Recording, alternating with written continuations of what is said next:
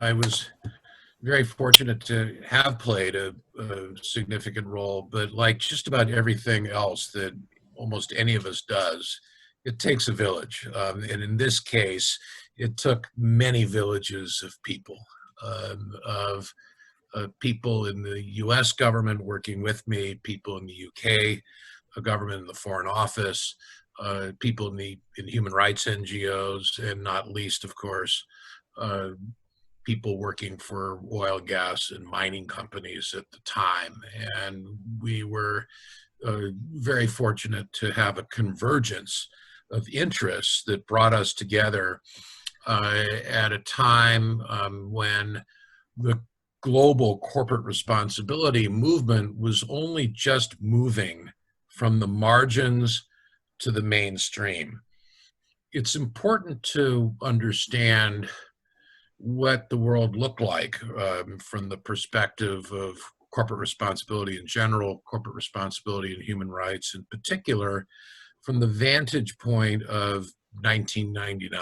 And I picked that year because that's the year, the beginning of that year, that I moved into a job that lent itself at the State Department to this kind of focus. I was fortunate to become that year the Deputy Assistant Secretary of State for Democracy, Human Rights, and Labor, with the brief of directing the State Department's bilateral human rights diplomacy as well as its international labor rights diplomacy. There was an event, a very specific, famous event, tragic event, on November 10, 1995, that really caught my attention and the attention of so many people around the world. And that was the conviction and then all of a sudden shocking summary execution of Ken Saro-Wiwa and the other Agoni Nine, who they were environmental defenders, human rights activists in the Niger Delta, and there was Nigeria, and there was just a whole wave of international shock and outrage, widely reported around the world, and an instant firestorm of criticism of Shell, which was then and now the most dominant of the oil producers in the Niger Delta, a firestorm of criticism around Shell, alleging that it didn't use its influence, access, leverage with the military junta at the time in Nigeria to avert those executions. In fact, became known later that Shell had tried to avert the executions, but by its own admission, I think informally, many years later, their intervention was too little too late. But the point is that that event was a thunderclap in Nigeria, and it was a lightning bolt around the world. And it caught my attention, and it caught the attention of so many other people in so many countries, that there was a problem, and not just with oil companies in the Niger Delta, but with extractive oil, gas, mining, and for that matter, companies in a range of other industries around the world that really had human rights risks, issues, and responsibilities. And at the same time, there was a growing focus on sweatshop labor, particularly in the footwear and apparel industries. So that really became the mid-90s, the basis for the contemporary business and human rights movement. And at the same time, there was a whole backlash against globalization, and we've seen that again in the last several years. But extraordinary protests around the world, both in global North and global South countries alike, and the corporate responsibility movement became more mainstream in the mid to late 1990s, partly as a response to the backlash against globalization, the perceived and I think real inequities in its impacts on people both in global North and South countries, but also due very much to campaigns by NGOs. And it's a long time ago now, but it was extraordinary at the time that the likes of Amnesty International and Global Witness in its very first few years, and Oxfam, and but much smaller NGOs based in global South countries really went after multinational corporations. And there was a lot of press coverage, particularly in the Financial Times, The Guardian above all. So when I got into this role in 1999, there was a tremendous amount of exposure of multinational corporate issues around human rights, particularly connected with extractives.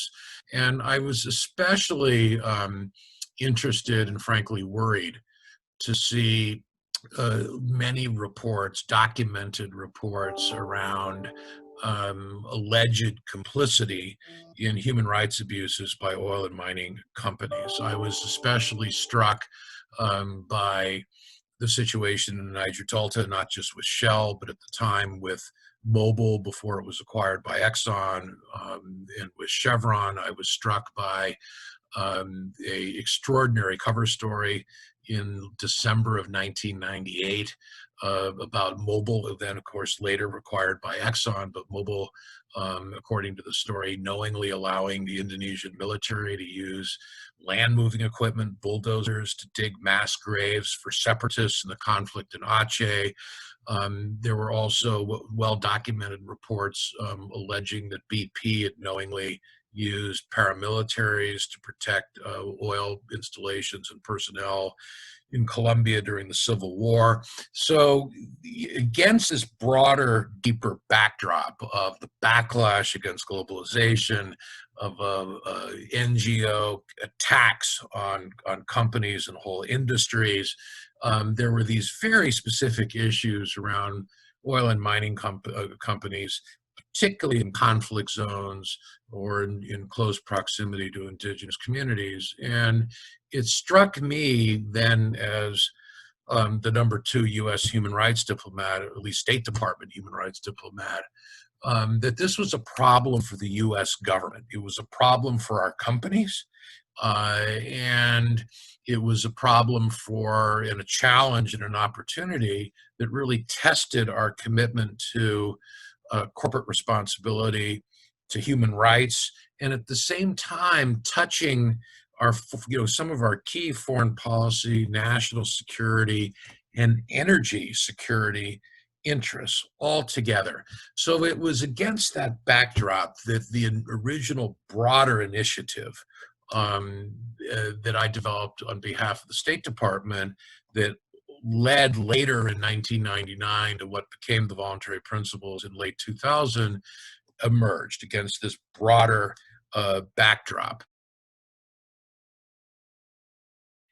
I'll be very explicit, and I don't mean to be critical of the American companies, because my first concern, of course, serving in the U.S. Department of State, was to engage U.S. companies even more than U.K. companies, even though the lines were hard to draw. I mean, Shell was and then a huge player in the U.S., as BP had been for many years, and particularly then with its acquisition of Amoco. But I really had to be concerned with U.S. companies quite explicitly. And one of the key reasons why the UK connection was so important, the community in London, and above all, Shell and BP, was that the UK companies were further along in recognizing that there were real human rights issues and risks, and that there were people, NGOs in particular, and critics of the companies who actually knew what they were talking about, who were worth listening to, talking with. And so it was absolutely critical, and the Voluntary Principles in Security and Human Rights would not have come together had it not been on a transatlantic US-UK basis. And I recognized early the need to have the US companies in the room with the UK companies, because the UK companies had already gotten their feet wet talking to the likes of Amnesty Human Rights Watch, International Alert, and to NGOs and civil society in South countries like Nigeria and Colombia and Indonesia. And I wanted to create in person, physically, in the rooms in London and Washington where we ran this process, a demonstration effect for the US companies that if the British companies had already gotten their feet wet, the US companies could take the plunge together. And by gosh, it worked. It worked. And so the Voluntary Principles on Security and Human Rights were originally called the US UK Voluntary Principles on Security and Human Rights. And that London, Washington, Washington, London transatlantic connection was absolutely essential.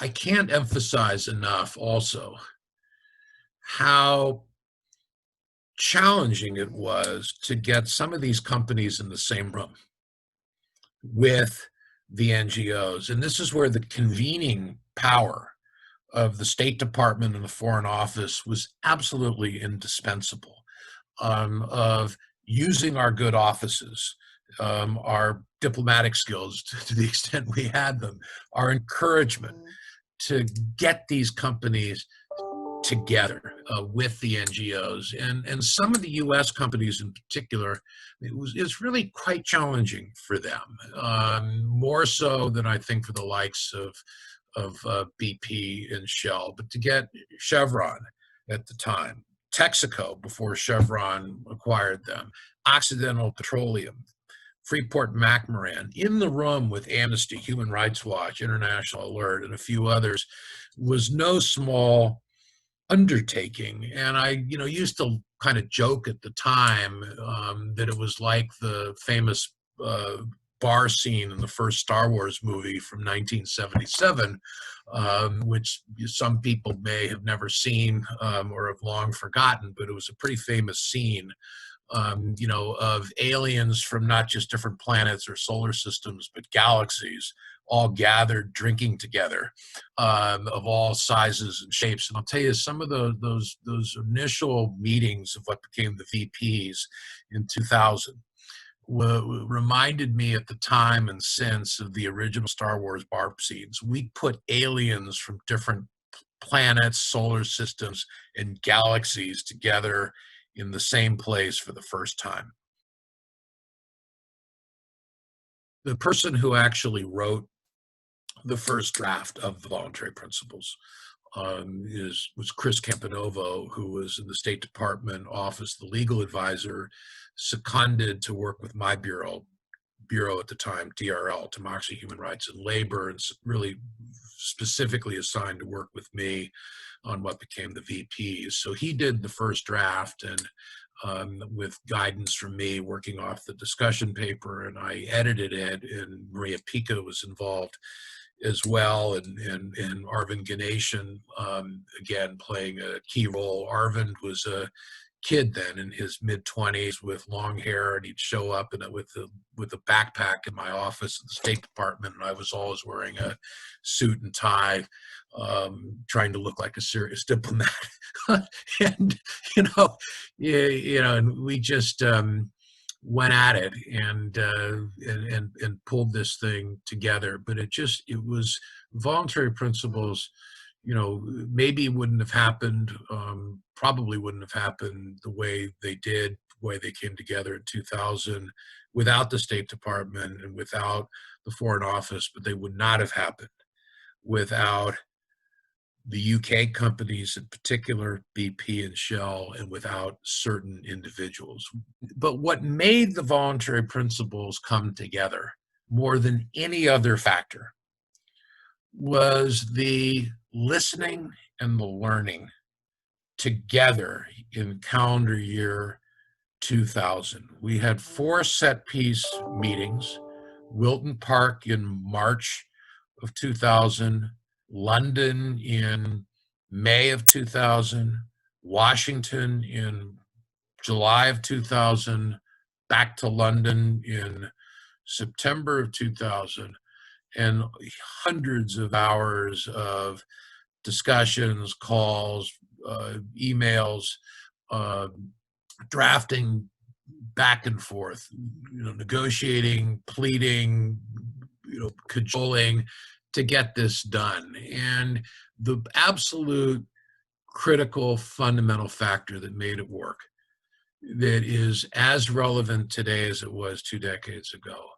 was the willingness of the companies and the NGOs to listen to each other and to recognize that each other's bottom lines was legitimate and important and deserved respect. So that meant for the NGOs understanding and accepting and communicating clearly that they understood that the companies had legitimate security concerns, that the companies needed to have security arrangements with public and or private security, that there were real threats to company personnel, to company installations, facilities, pipelines, operations. But the NGOs came to understand that, yes, oil and mining companies, unfortunately, in many circumstances, need serious security. At the same time, the companies came to understand that there were serious, legitimate, important human rights problems associated with security forces, particularly in conflict zones and in proximity to indigenous communities, and that there were human rights risks that they faced, indeed risks of complicity in human rights abuses that might be carried out by security forces, and in turn that they, the companies, therefore had serious human rights responsibilities.